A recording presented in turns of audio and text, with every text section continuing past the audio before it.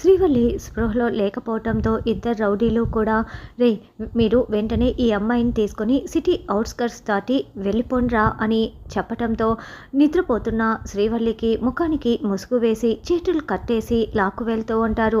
ఈ లోపల శ్రీవల్లికి స్పృహ రావటంతో రే నన్ను వదలండి వదలండి అని విలువిల్లాడిపోతూ ఉంటుంది.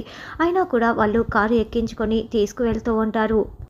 అమ్మి ఒకవేళ ఆ జగదాత్రి కేదారు మా అన్న ప్లాన్ని కనిపెట్టేసి మా అన్నే కిడ్నాప్ డ్రామా ఆడాడని తెలుసుకునేస్తే ఎలా అని వైజయంతి అంటే వాళ్ళ మొఖాలత్తయ్య అసలు బాబాయ్ ప్లాన్ని ఎవ్వరూ కూడా కనిపెట్టలేరు, వాళ్ళ తరం కాదు అని నిషి చెప్తుంది.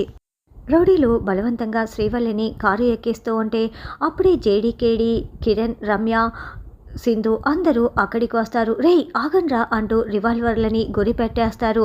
రేయ్ అక్కడే ఆగండి, మీరు ఒక్క అడుగు ముందుకేసిన ఈ అమ్మాయి ప్రాణాలు గాల్లో కలిసిపోతాయి, ఈ అమ్మాయిని షూట్ చేసేస్తాం అని రౌడీలు శ్రీవల్లికి రివాల్వర్ గురిపెట్టి బెదిరిస్తూ ఉంటారు.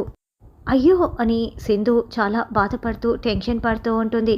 ఈ లోపల ఇంకొక రౌడీ జేడీ దగ్గరికి వచ్చి జేడీకి రివాల్వర్ని గురిపెట్టేసి మర్యాదగా మీ చేతుల్లో ఉన్న రివాల్వర్లని కింద పడేయండి అని బెదిరిస్తూ ఉంటాడు. మీకే చెప్తున్నది, మర్యాదగా మీ చేతుల్లో ఉన్న గన్నులని కింద పడేయండి, లేకుంటే తిని తలకై పుచ్చకాయలా పేలిపోతుంది అని శ్రీవల్లికి పాయింట్ బ్లాంక్లో గురిపెట్టి రౌడీలు బెదిరిస్తూ ఉంటారు. దాంతో జేడీ కేడీ అందరూ కూడా చేతుల్లో ఉన్న రివాల్వర్లని కింద పడేస్తారు.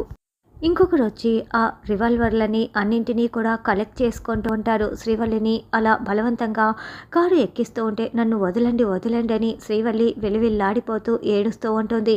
దాత్రి అయితే ఏదో ప్లాన్ చేయాలని చాలా కోపంగా చూస్తూ ఉంటుంది.